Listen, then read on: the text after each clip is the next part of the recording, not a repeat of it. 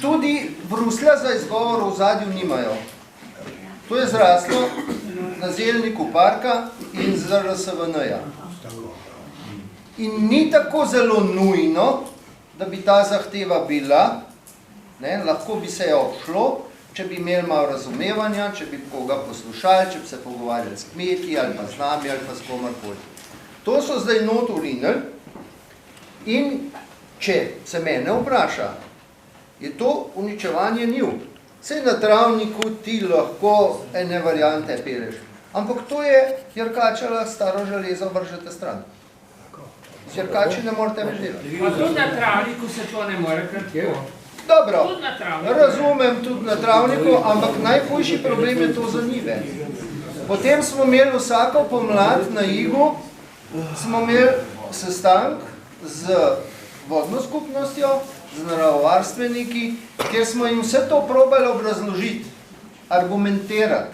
Ene parih je bilo prisotnih, se bojo mogoče spomnili, da smo govorili, da pač tako kot si oni predstavljajo, Jarke, ne bom jo imenoval, ena laborat naredila zelo visoko strokoven, kjer je rekla, da 40 cm globina je čisto zadost, in smo pa rekli, če je 100 metrov dolg Jark, koš padec naredil, ampak, glejte, popolnoma nerazumne zadeve so se šli, jaz drugega vam zdaj ne znam, što je zapisan.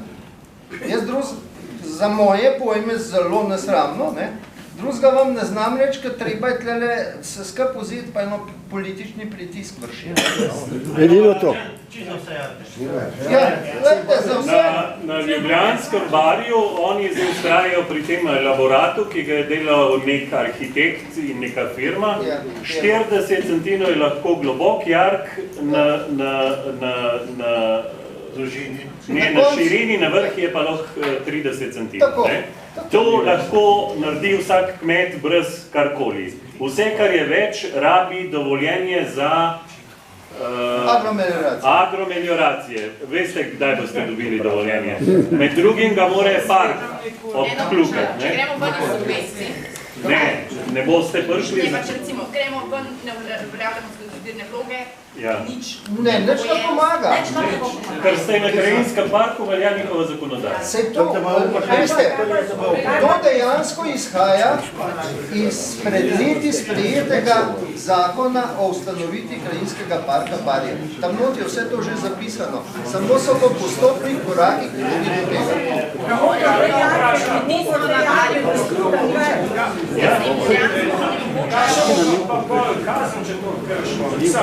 Če nimamo subvencij, če smo ne uveljavljamo, pa če vsem to naredimo, kakšna je pol kazen? Po upravnem postopku, po zakonu o varstvu narave, bla, bla, bla, bla. Ne, sam nimaš kazni, razen če te dobijo pri dejanju. Se bo izvajalc na Ja, lejte, zdaj en primer jaz poznam, ki je en propust naredil, pa še malo jark skopal, ki so poklicali policijo in se na sodišču vleče že 3 leta. Tista zgodba tistega kmeta zdaj davijo na vse načine. 5 let čaka. Ja, potem poznamo drugo zgodbo, kjer so en jark pač skopali malo širši, sicer da bila na odvodnjavanja, je bil tak pritisk in policija in vse skupaj, da so ga nazaj zasuli. Tako da tukaj je dejstvo, ki vam ga hočem povedati, tle je park. Tle je park. In parkovni inšpektorji. Vsem vam govorim, da je park odzad, ki bo poklical policijo. Park ima kontrolorje, in ko bo kontrolor prišel, poklical policijo in po zakonu o zonu, to je zakon o varovanju okolja in vse, vas lahko obtožijo, da uničujete naravno krajino. Pa C0 pa ne delajo tako? Tam so pa mišice. Tako da drugega ni, kot če vi morate malo mišic pokazati. Ne drugega. Tukaj ne vremo vsi kaj. Veste kaj, primeri so bili recimo, da se je kmetijski inšpektor sprehajal po Cerkniškem polju, z družino popoldne, je videl, da so tam na tistih površinah kupi gnoja, pa je imel poslikov, pa je šel čez 2 meseca pogledati, če je raztrošeno, pa ni bilo, pa je lepo stranko dobila domov obvestilo, raztrosi pospravi. Isto je recimo na Planinskem polju, ki so šli pa so kar globili in tam je Planinsko polje zavarovano, spet je prišel inšpektor. Pa ni važno, ali je v subvencijah ali ni v subvencijah. Tako da merkajte. Tudi, ja.